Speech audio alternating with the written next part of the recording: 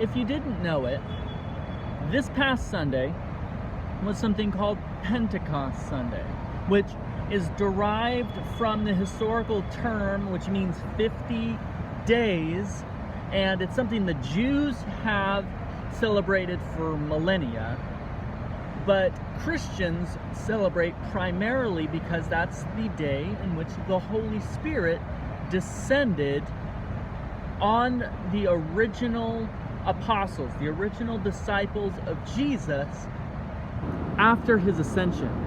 And this is important because of the fact that it's the inaugural address, you might want to say, of the Christian church. Peter gets up and he gives his very first apostolic sermon. It's this whole thing. 3,000 people converted in one moment.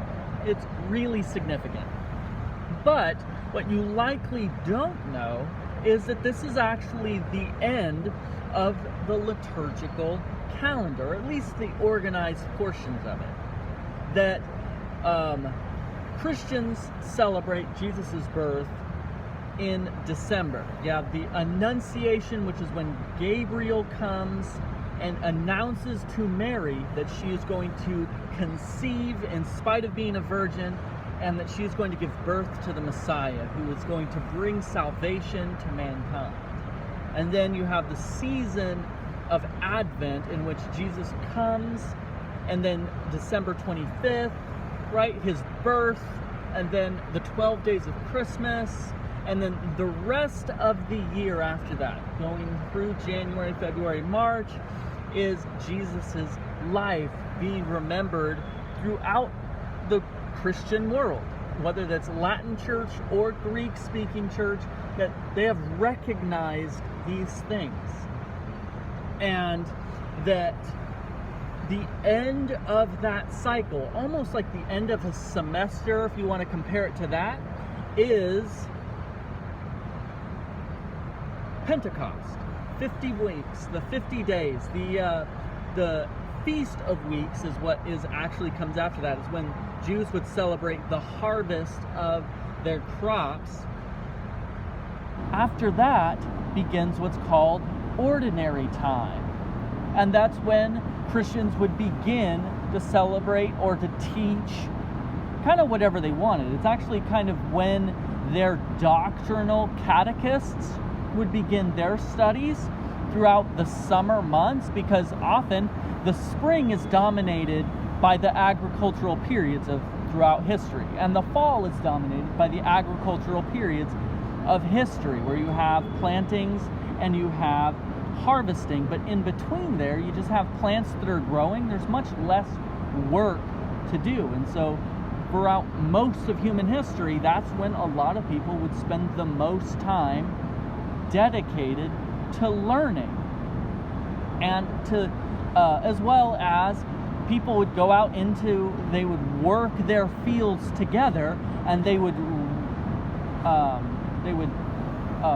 remember and they would recite the things of Christ's birth and the theology that they are catechized with as they are working through these remarkable prayers and things of that nature. And so it's a really important time, but it's undesignated because different denominations and traditions would teach different things. Like if you're a Calvinist, it might be the Westminster Confession of Faith would dominate the next 3 to 6 months. Or if you were a Catholic, then it would be the Catholic Catechism that would dominate the next few months, where you're taught the things like Marian doctrines and the hypostatic union, and you're taught things like the Theotokos, and like all these different things that are rich for their tradition, but we don't pay a very much attention to in the American evangelical church because we've lost a lot of our rootedness. And so it's an opportunity to get in touch with those things if you want to learn more about that stuff, but it's a really important thing that even as a youth minister teaching high school and college and junior high, the summer was always a really important phase for those ministries, because we all know kids get out of school during the summer. And that they would spend a lot more of their free time going to youth camps and going to youth retreats and going to baseball games and doing things of that nature, all-nighters, all the things that you have more free time generally to do.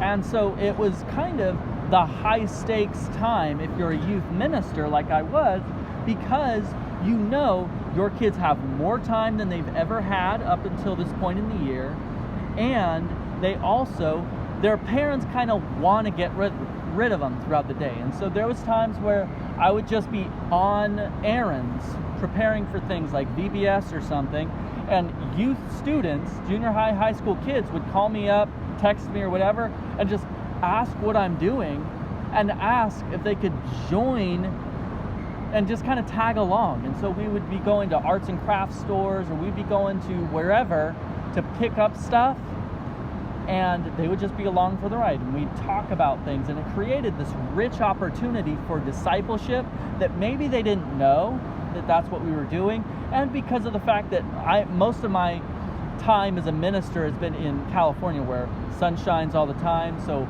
we're doing beach trips, and we're doing trips up into the mountains, doing hikes, and we're doing stuff like, it's just the sun is shining, so you would just come across your students out in public, and they're at cafes, or they're skateboarding at wherever, or they're playing pickup games of basketball, and it creates this awesome opportunities for, or what has sometimes been referred to as organic student ministry, or unplanned or disorganized, unorganized student ministries.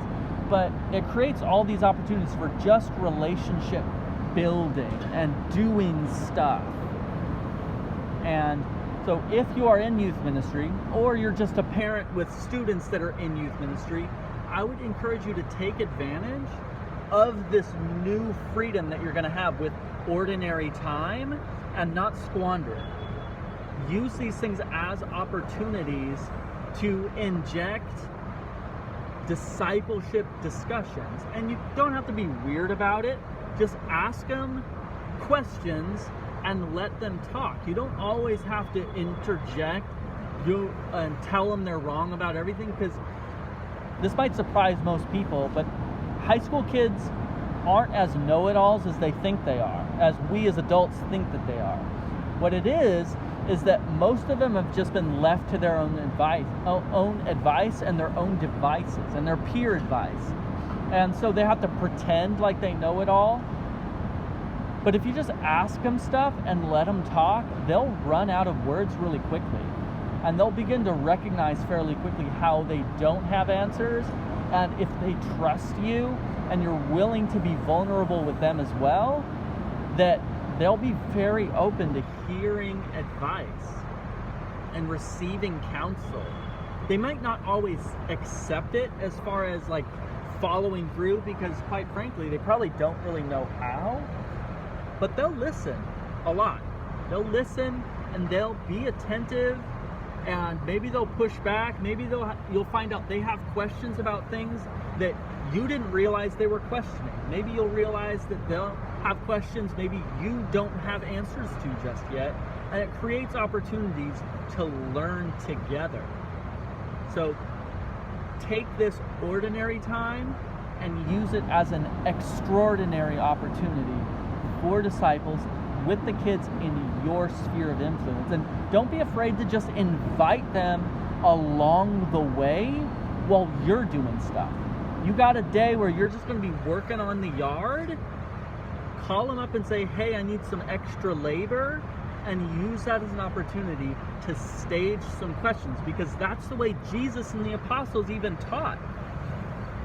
They'd be like, you know what, there was a shepherd and he had some sheep one time. Because quite frankly, if we think about the way Jesus taught, he was probably passing a shepherd with sheep as he was doing so on the plains, or while he's walking through a field, a vineyard of grapes, or a field of barley or something like that, and just looking at the things around him and letting that, with God's creation,